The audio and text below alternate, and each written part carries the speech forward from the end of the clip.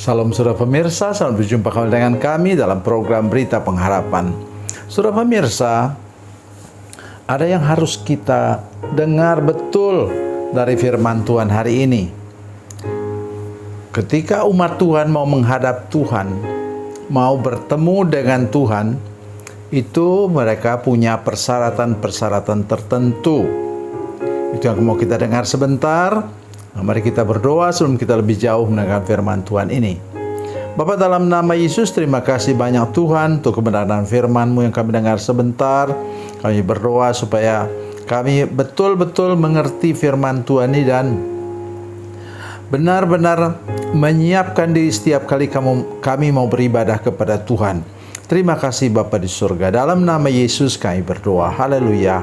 Amin. Saudara pemirsa, mari kita membaca kitab kita dari Perjanjian Lama. Perjanjian Lama, Keluaran pasal 19 ayat 10 dan 11. Demikian bunyi firman Tuhan. Berfirmanlah Tuhan kepada Musa, pergilah kepada bangsa itu, suruhlah mereka menguduskan diri pada hari ini dan besok. Dan mereka harus mencuci pakaiannya.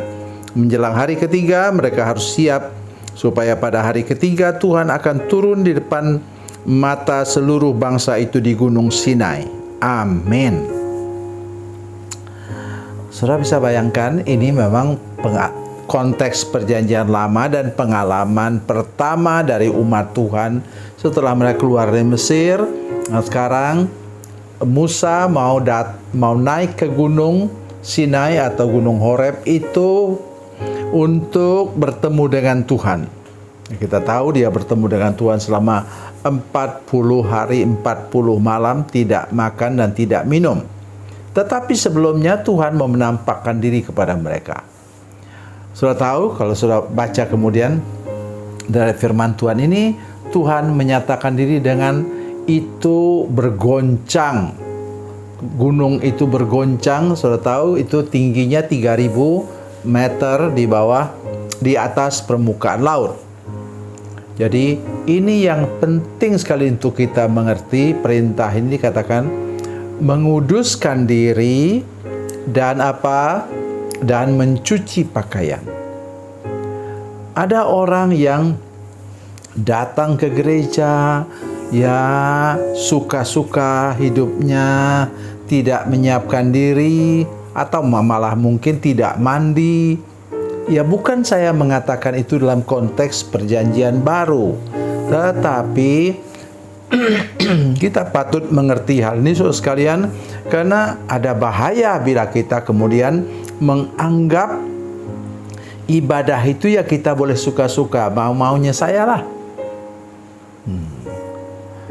Kadang-kadang kita berpakaian yang mungkin untuk sebagian orang ini pakaian kurang sopan.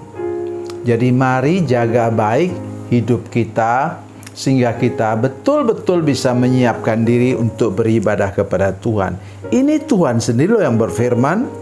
Berfirmanlah Tuhan kepada Musa, pergilah kepada bangsa itu, suruhlah mereka menguduskan diri pada hari ini dan besok, dan mereka harus mencuci pakaiannya. Dan saya ingat saudara sekalian, ketika Yakub pulang dari Pulang dari Haran, kemudian dia sampai ke tanah perjanjian. Waktu itu belum menjadi tanah perjanjian, saudara sekalian. Dia balik ke situ, ke tanah Kanaan. Kemudian ketika mereka mau pergi ke Betel dan dia mendirikan mesbah Tuhan di sana, dia bilang kepada keluarganya, tukarlah pakaianmu, buanglah semua yang mengandung tanda-tanda kuasa kegelapan. Itu sebabnya kemudian mereka disuruh membuang anting-anting, gelang, dan lain-lain yang masih ada tanda-tanda dari kuasa kegelapan. Apalagi Rahel itu mencuri terafim dari ayahnya. Itu sebabnya mengapa kemudian disitulah semuanya dibereskan Dan kata firman Tuhan bahwa ada kegentaran terjadi dari orang-orang sekitar. Dia kan sudah lama pergi, 20 tahun. Sehingga dengan mudah orang di sekitar dapat mengganggu hidup mereka. Tetapi jangan kita hanya terpaku di sini dengan ada api yang menyala, ada gempa bumi. Tapi mari kita kembali sebentar kepada pengalaman dari Nabi Elia. Ya, saya ingin untuk kita baca sebentar supaya kita lebih jelas dari 1 Raja-Raja pasal 19. 1 Raja-Raja 19.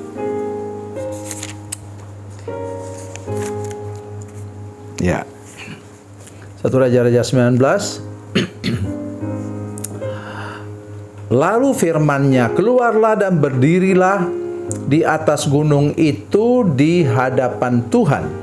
Maka Tuhan lalu angin besar dan kuat yang membelah gunung-gunung dan memecahkan bukit-bukit batu mendahului Tuhan, tapi tidak ada Tuhan dalam angin itu.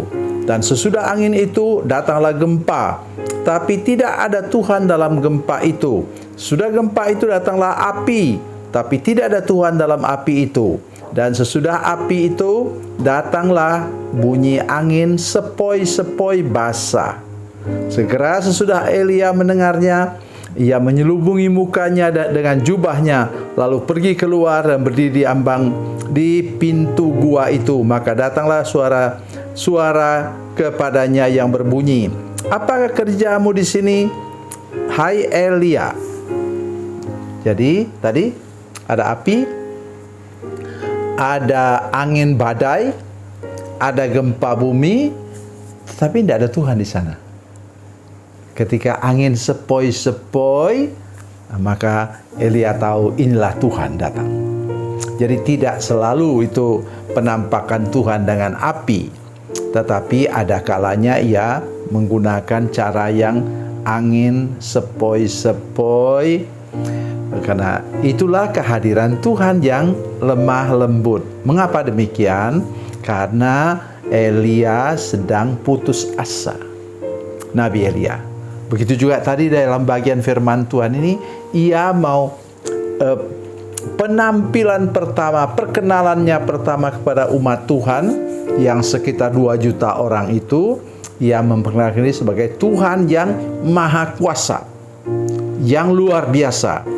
Dan ia mengatakan dirinya bahwa aku sanggup membawa engkau sampai ke tempat tujuan yang aku rencanakan. Itulah yang terpenting kita dengarkan hari ini. Mari kita belajar percaya kepada Tuhan yang maha kuasa, Tuhan yang ajaib, yang mampu membawa saudara-saudara sekalian, para pemirsa dan jemaat Imansika program ini sampai kepada tujuan akhir. Jangan takut. Tuhan Yesus memberkati, Tuhan Yesus baik. Mari kita berdoa. Bapa, dalam nama Yesus, terima kasih banyak untuk kasih dan anugerah Tuhan bagi kami. Kami percaya hari ini kami bertemu dengan Tuhan yang luar biasa, yang ajaib, yang maha kuasa, yang berkuasa untuk memimpin kami sampai ke tempat tujuan di akhir hidup kami. Dalam nama Yesus, haleluya, amin.